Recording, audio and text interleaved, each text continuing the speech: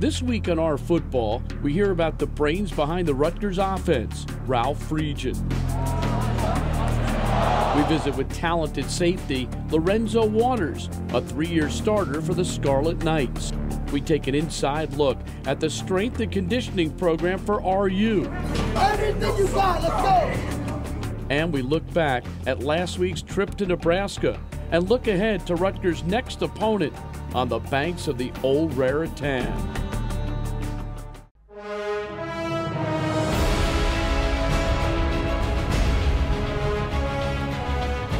Whether they play 10 to 15 years in the NFL or it just doesn't work out and they never get an opportunity to play in the NFL, they're going to be very successful going forward in life. They're going to be good fathers. They're going to be good husbands. They're going to be good role models. They're going to have a positive influence on society. And if they're fortunate to play in the NFL, that's great. But if they play 10 years and then they're done, and now they're 32 years old and they still have a lot of life to live. I want them to leave our program understanding that regardless of what their future holds, they're going to be really successful.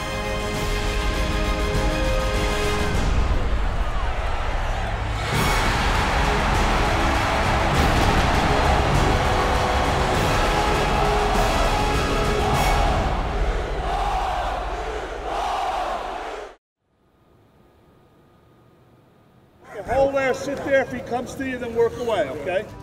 Great play call by RVision. Is it just me, or does Rutgers look like the Seattle Seahawks right now? Give RVision credit. He likes to go deep, and he likes to go deep early. The more we can get him the ball in space, the better offense we're going to be. And I know Ralph knows that, and that's why it's happening. End zone touchdown! Very detail-oriented guy. You know, he expects a lot from us. He's an offensive guru and a guy that knows how to win, the guy who wants to win. He won a national championship. You got college level wins. He's been in the NFL. He's head coach, coordinator. You know, he's been all over, and it's just going to be fun playing for him. When I had the chance to talk to RVision a year ago, and the timing just wasn't right, I was really excited about the conversation we had. And when the opportunity came this year to hire an offensive coordinator, I reached out to him again. And in reaching out to him, I could tell he was excited, and then we got a chance to sit down in person. I have known of Coach Friedgen for a long time, from afar. We've competed against each other when he was at Maryland. And now, having seen what he's done, being an offensive coordinator on a national championship team, being an offensive coordinator on a Super Bowl team in the NFL, being a head coach, winning conference championships, being the coach of the year, and doing it a lot of different ways. That's really what I thought made him the best person for the job here. He talked to me about really his offense being about the players and being able to see the players, find out who the best playmakers were, get them the ball, and then allow them to make the plays. And I think for where we're at on offense right now, it's an excellent philosophy. It's the philosophy we need. You know, Coach Friedgen, he's a very gutsy play caller, but he's also a very confident play caller. And once he called it, and we held it up on the sideline, and once I called it, I knew I was going to score a touchdown. And I'm very, very excited to learn from him. I'm just excited to kind of pick his brain about what we can do and where we're going to take this team this year.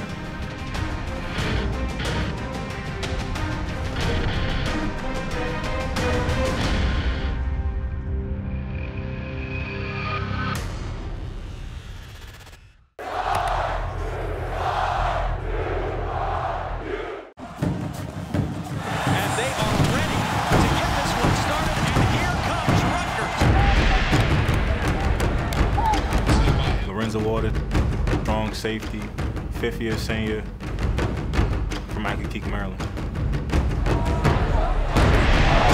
He's a knockout hitter. He'll hit you. You're not coming back to the game. And boy, did Lorenzo Waters come up to finish the job. I think it came Boys and Girls Club. I remember my first practice.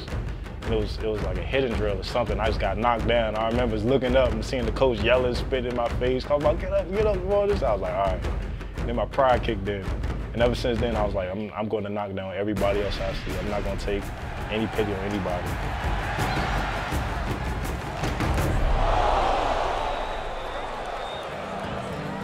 Oh, man. As a baby, he was energetic because when you pick him up, he's always just standing and jumping in your legs. So he's always been busy.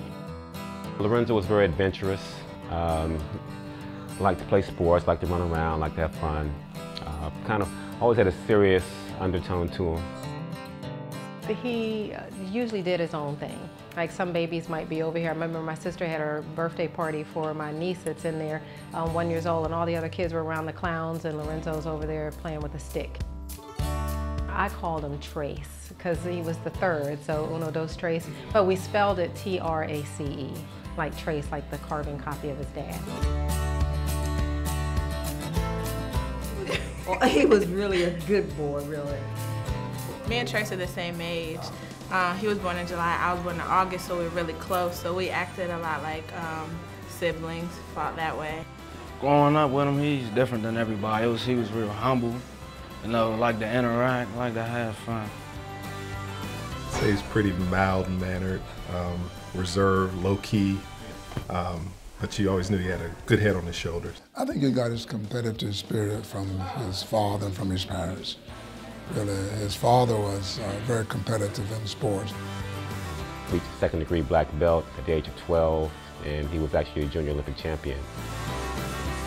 When he was probably about 10, he was the Maryland state champion, and then we went to Florida, and he placed, and so he's always karate, bike riding, always very athletic. Baseball, he played basketball, but he clung to and had a passion for football. Well, he went to DeMatha, which is, of course, one of the top schools in the country. So that told me that he had potential. But it wasn't until his junior year one of his coaches told me that, you know, he had a chance of being a D1 athlete.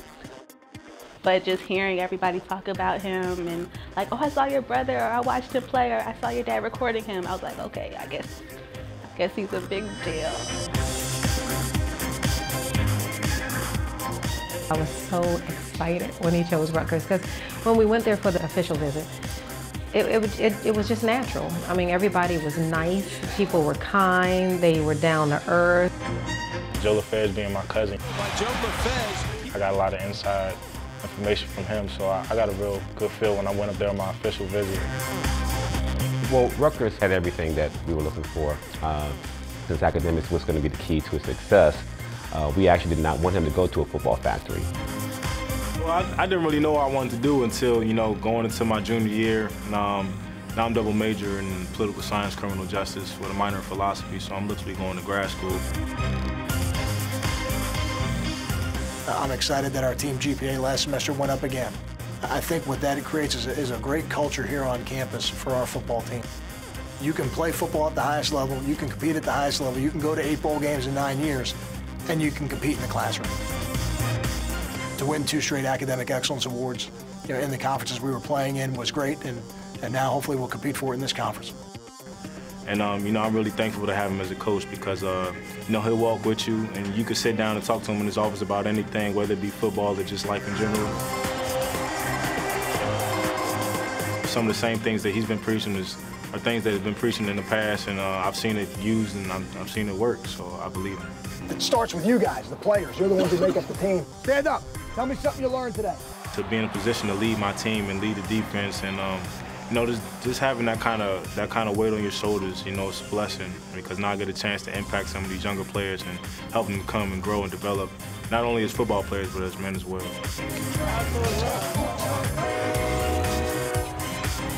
Pitches wide back the football. Lorenzo Waters right there. Lorenzo Waters, I always listen for that. Now I get excited about that. It's really cool when you see your family member on TV and you're like, oh, that's my cousin. And it's intercepted by Lorenzo Waters. It's nothing like the Rutgers crowd, man. Rutgers crowd very wild, very crazy. It was awesome, man. I'm proud because he's his own man, and just he has a focus and a vision. You know, your whole family's behind you. Have no fear, you can make it. So the part he has accomplished is really a tremendous blessing to all of us. 1, 2, 3. Excellent. Thank you, sir.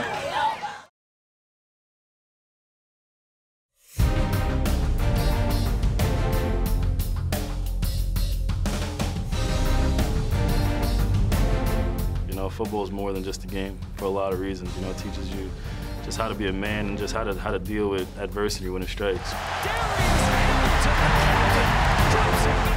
All of the best teams that I've been associated with over the course of my career are all driven from within. As a coach, you're going to motivate the football team, and you're going to get them to practice the way they need to practice and to perform the way they need to perform. But the only way they get that done at a very high level every day is when it starts from within them. It's really a mental toughness thing. If mentally you can prepare and you can do things, your body will follow. You got to know where you want to be and what it's going to take to get there. You know, we've got coaches who've put many guys in the NFL and who've had successful teams, and they know exactly what it is to get there. It's just going to be on you whether you want to follow or not. And I think this team is fully bought in and we're ready to do it. You know, you come in with so much room to improve, and then actually improving it, you know, shows that there was a lot of hard work going in, not just from myself, but from everyone that was helping out in the weight room. The players actually become responsible for the success of the team, and the coaches just get to guide and push us along the way. It's intense, you know, and that starts from the top. That's with Coach Cole, one of the most intense guys that I've ever been around. It's time to go to work. 1, 2, 3, 4. Let's go. Go.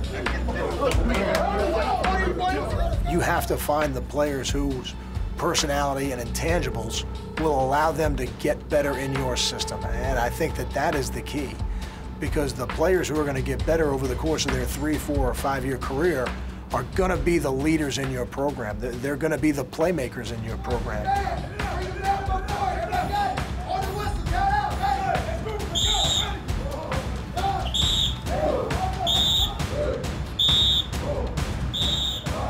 Coach Cole is a very intense guy, and he's going to get after you no matter what. Everything you got, let's go!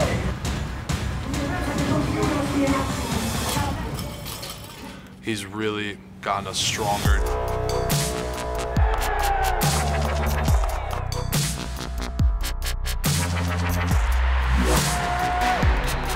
That's the type of work that you need to be able to play the type of games we're going to play.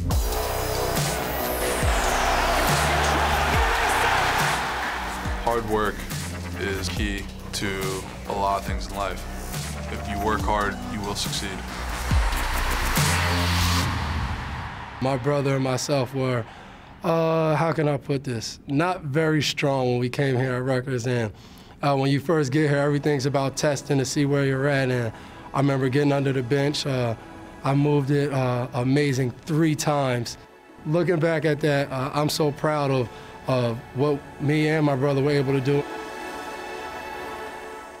A lot of people, each and every day, they wake up and they talk themselves out of doing stuff each and every day without saying one word because of the thoughts that run through their mind when they wake up.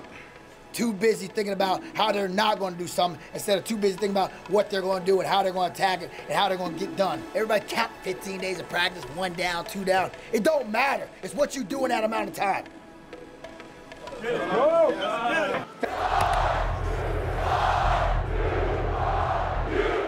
338th consecutive sellout crowd here at Memorial Stadium. Rutgers in town with a 5-2 record. Rutgers invaded Lincoln with pride and purpose, but the home team came out swinging. Armstrong dancing down the middle and then cuts it to the outside. Touchdown, Huskers. Nebraska drew first blood, featuring a vaunted rushing attack, but the Rutgers defense dug down deep. Armstrong deep down the middle through the hands of Alonzo Moore. Big play for this Rutgers defense. This is a 3rd down. Rutgers has to find a way to get off the field. And that's where they'll come from. Armstrong will throw the other way, incomplete, fires it over the top of Moore. Wow, Flood loves it. Big stop, as you referenced, Joey, for that defensive unit. An important possession coming up here for Rutgers. After the defense showed its mettle, the offense found a little magic, and it was a familiar combination which generated the longest scoring play of the day. And Novus passes away, and it's caught. Big gainer for Rutgers. Carew darting down the sideline, and the cutback for the touchdown. The senior Gary Nova got away from Gregory, found Carew 71 yards later. They're looking to tie it up. Head coach Kyle Flood loves his star wide receiver. He said he's aggressive and physical going to the ball, as good as any player in the country in that regard. You saw him just snag that one. Kyle Flood's troops were hungry throughout, playing with energy, enthusiasm, and emotion. They worked hard to get the edge and showed flashes of excellence.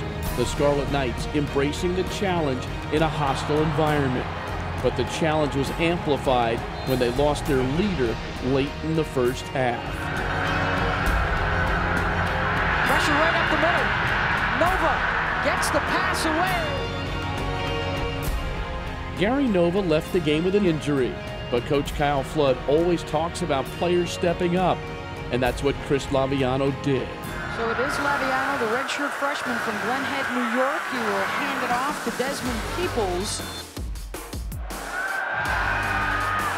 Laviano directing traffic. He's looking for a blocker, and he's got one.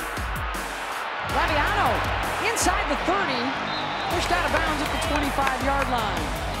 That's what Rutgers needs. They just need a spark right now. I'm saying you can make a big play from anywhere on the field. They might have lost it right here. His kids never quit. They continued to play hard. You couldn't tell what the score was by the way his guys went at it, the effort that they gave, and you can see they're still playing now. They've lost their leader in Gary Nova. Chris Laviano has come on. He's moved the ball. They've gotten a field goal on the board, and here they have a chance to score again because they're continuing to play hard. Peoples out of the eye, gets to the edge. Touchdown Rutgers. They convert the turnover. Good poise by the new quarterback in the game, Chris Laviano. You still have to have confidence in the next guy in, Chris Laviano. And you still have to have confidence in the offense to move the football and to do all that stuff. So I was getting ready, was prepared all week. My number was called, so I just tried to contribute my part to the best of my ability. I thought he made decisive decisions. To me, that's probably the most important thing. I don't expect him to be perfect, but usually it's hesitation that gets you in trouble. New faces emerged for the Scarlet Knights, starting with Laviano and true freshman running back Robert Martin. And the lessons learned from daunting Big Ten road games will no doubt serve Rutgers well for years to come. Trying to get to the edge. Martin hit by Cooper at the 5. Martin, touchdown Rutgers. Just let them know that we worked too hard for this. Everything we did in the offseason, spring ball, training camp, as a family together is going to pay off, and you just got to continue to just fight. I think we've come out of it a better football team. I think now, just by going through the experience of it and going on the road and playing some of the best teams in the country, we're going to be a better football team because of it, and we're excited about the opportunity to go home next week.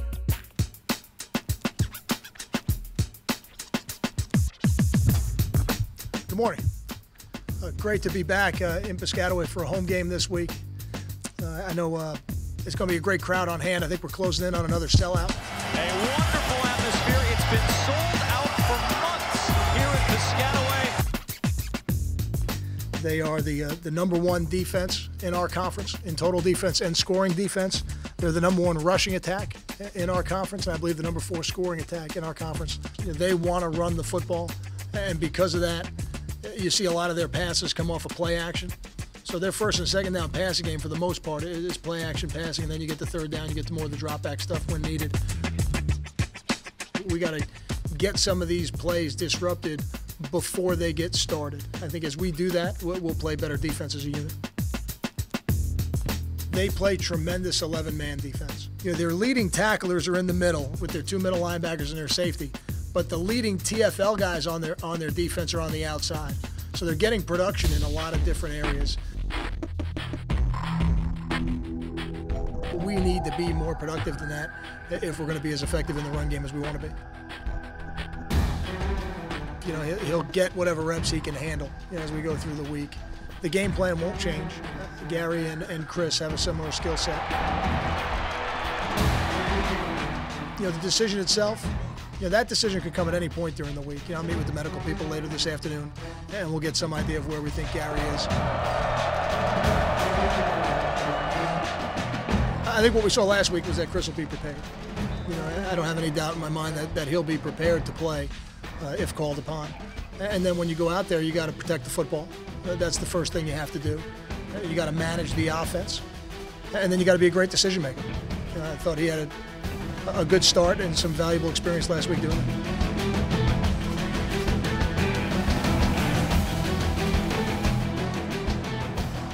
it. it's a great tradition to be at the beginning stages of, and the crowd and the atmosphere at home is an energizing force and no doubt an advantage for us come game day, and something I think that could be disruptive to our opponents.